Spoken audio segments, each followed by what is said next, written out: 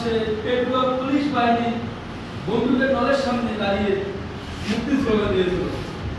আমরা সেই ছায়াতলে আছি যারা কিনা সেই দোসর আওয়ামী লীগের সময়ে যখন পেটুয়া বাহিনী বিভিন্ন ধরনের মানুষদের মানে বিনা কারণ অত্যাচার করতো, আমরা সেই সাহসী এবং বিদ্রোহী সংগঠনের ছায়াতলে আছি।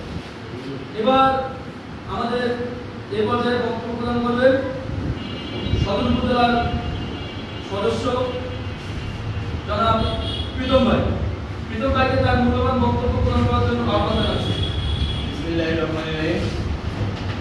আপনারা সবাই জানেন দলের কর্তৃক আয়োজিত আজকের এই মত বিনিময় সভায় আমাদের মাঝে উপস্থিত আছেন নীলফামারী সদর উপজেলার বিপ্লবী সদস্য সচিব, আমার প্রাণপ্রিয় লিডার আসলাম পারভেজ বিদ্যুৎ।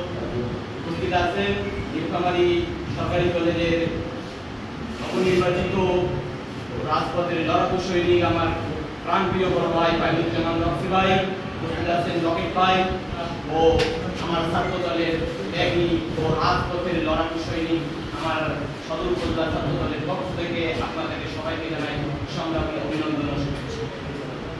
আপনাদের একটি কথাই বলতে চাই, ছাত্র দলের একটি মূলনীতি আছে। সেই মূলনীতি কি? শিক্ষা, ঐক্য ও প্রগতি।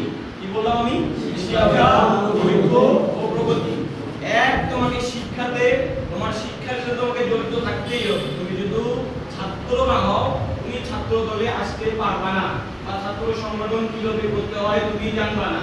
দুই, তোমাকে ঐক্য থাকতে হবে, তোমাদের সবার মাঝে ঐক্য থাকতে হবে। আজকে ছাত্র দলের একটি অবহেলিত সংগঠন, সামনে আমাদের আরো দুঃসময় আসতেছে, আমাদের লড়াই সংগ্রাম করে সামনে ভোটের রাজনীতি।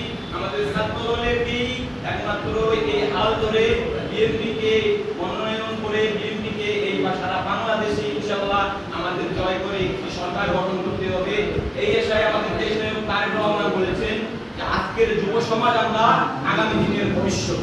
আজকের যুব সমাজ আমরা আগামী দিনের ভবিষ্যৎ। কেন এই কথা বললো তিনি?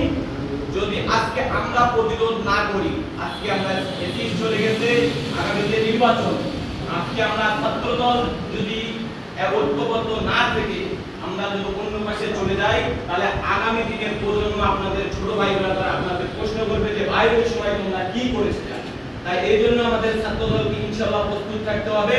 আমাদের বিপ্লবী সদস্য সচিব আসলাম পারভেজ বিদ্যুতের নেতৃত্বে ইনশাআল্লাহ আমরা আগামী 1 সেপ্টেম্বর প্রতিষ্ঠা বার্ষিকীতে একটি এই চাপড়া সুরঞ্জন ইউনিয়ন থেকে আশা করব ইনশাআল্লাহ সকল ছাত্রবৃন্দদের আমরা এখানে পর্যাপ্ত পরিমাণ আমরা ওইখানে আমাদের যে সমাবেশ হবে যেখানে রেলি হবে, আমরা আমাদের সকলের উপস্থিতি কামনা করছি। নতুনদের স্বাগতম জানাচ্ছি, যারা পুরানো হয়েছে তারা সবসময় যোগাযোগের মধ্যে থাকবা, এই বলে আমি আমার বক্তব্য